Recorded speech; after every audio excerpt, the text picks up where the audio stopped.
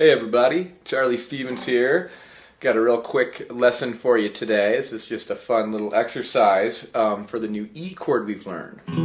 So if you haven't checked out the video on the E chord, please watch that one before this one.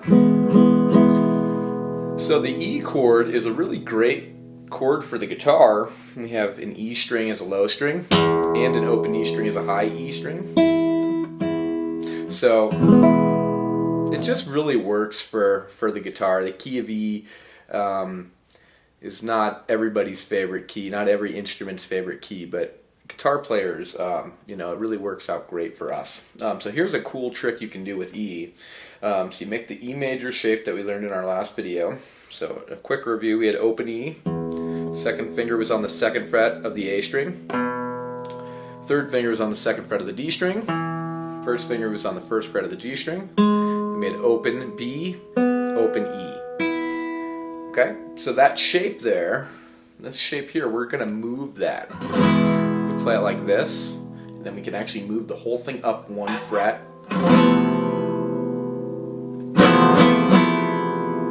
And back. That's it. Okay?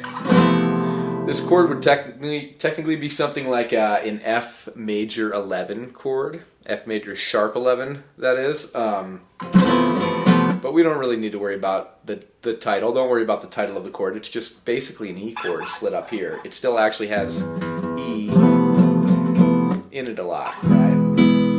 If we're really doing an F chord, a lot of times we would put a bar over this same shape we moved up, but then these open strings, we would move them up too using a bar. So we'll talk about the bar chord at another time. That's sort of a related concept because we're moving the chord up and down, but that's more of a technique that we haven't learned on this channel yet. So if you already know the bar, you could play your F like this. You might already recognize having learned an F like this. But this one is going to be an F without the bar, which makes it a F major 7 with a sharp 11, I guess. But don't worry about the name, like I said. Okay, we're also going to do a fun technique called Rasgueado.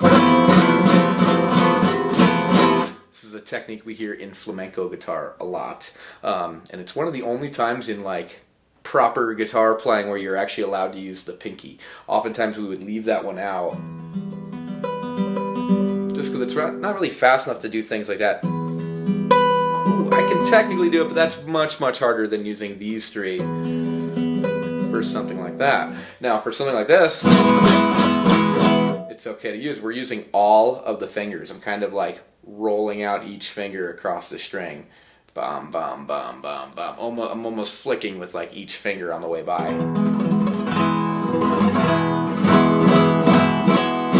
It's all kind of a motion of the wrist like this. This is a good motion for our wrist generally in picking and, so for strumming in general, a nice easy wrist motion. So we're mixing that with this, finger flicking kind of motion with all of our fingers. Okay, so we can use that technique. And we can slide it up and use it again.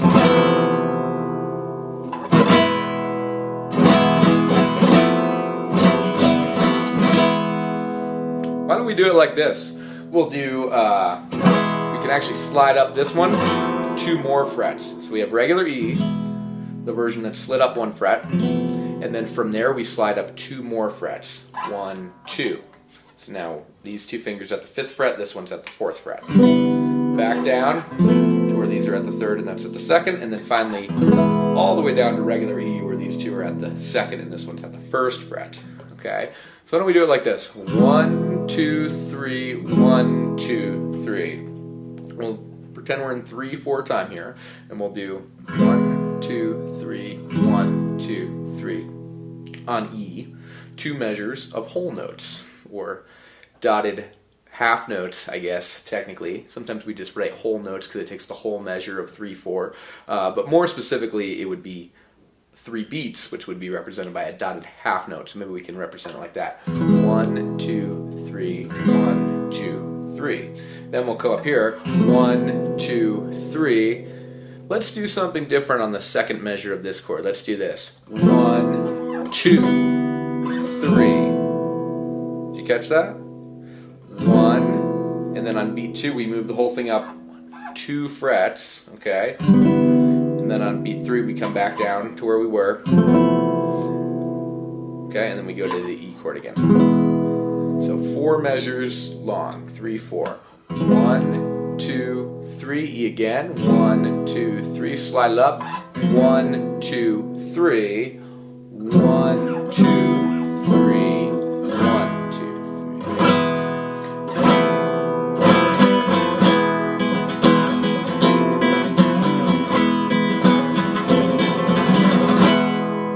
Okay, I'm not really going to get too deep into the rhythms here because this was actually one of the first things I learned on guitar, and I feel like this is one of the things that helped me learn how to develop my own rhythm and making up my own strum patterns, was just kind of trying this out.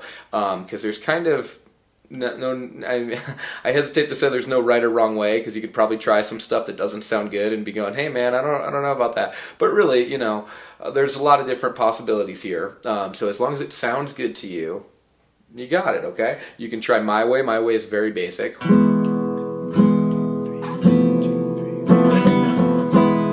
All the thumb there, or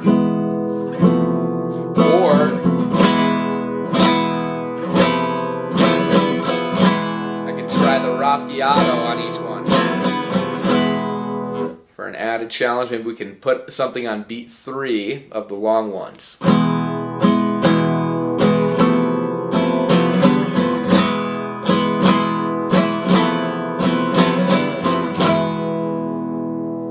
Just an option, but you can really just kind of strum with reckless abandonment and have fun just moving these shapes around. Doesn't even have to necessarily be in the same timing that I chose to show you. I just thought that would be a nice, easy way. 1, 2, 3, 1, 2, 3, 1, 2, 3, 1, 2, 3. That's the busy one, right? The rest of them are just one strum.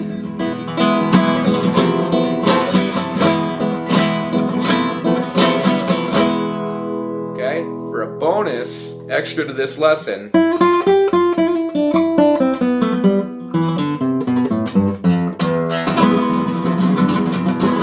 going to encourage you to figure out a scale that sounds really good with this. And I've actually already taught you this scale, but not directly. So we learned how to read music for the guitar. First we learned the first string, second string, we learned each individual string and where the notes were, right? So on the first string we learned these frets. On the second it happened to be the same frets. On the third string we just learned 2 notes on that string.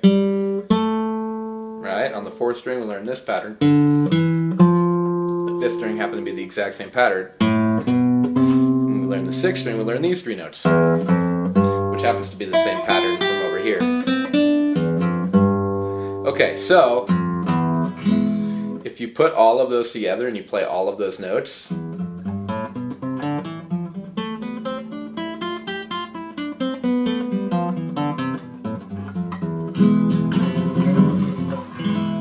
sounds really good with this little progression that we're doing here today. Okay, a couple different names for that. We could think of that as C major because it has just all of the different notes, so starting in a different place. But since we're using E chords, it really doesn't make that much sense to think about it as C major. So this would be an example of a mode. We could call this the E Phrygian mode. But really don't worry too much about the label of it. We'll do lessons on modes and kind of explain what that means at another time. But for now, I just wanted you to know that there is a name for that, but you don't have to worry about it too much. But what it is all of the natural notes in the open position of the guitar, going as high as the 3rd fret, and using all the open strings and all the natural notes, no sharps or flats, with this chord progression, and you get a really fun thing to play. So I hope you have fun checking that out. Maybe I'll do other lessons where we get a little bit more into this style of Spanish guitar a bit, but I just think it can be really fun to mess around with this little easy progression. So I hope you enjoyed that. Please join me again for another lesson soon, and I'll see you then. Bye.